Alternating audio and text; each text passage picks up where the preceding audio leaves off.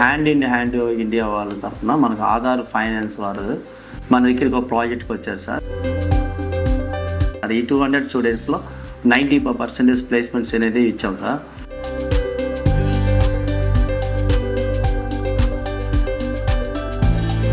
So ఇక్కడ మనకి electrician ఒకటి పెట్టాం సార్, పెయింటింగ్ ఒకటి ఉంది, ప్లంబర్ ఉంది, మ్యాన్సన్. సో ఈ 4 బ్రాంచెస్ ఇక్కడ ప్లాన్ చేశారు సార్. ఇవి సక్సెస్ఫుల్గా ఇక్కడికి ఎవరైతే వచ్చారో ఆ టీము ఫుల్ఫిల్ చేశారు సార్. మేమైతే సాటిస్ఫై అయ్యాం, పిల్లలు సాటిస్ఫై అయ్యారు.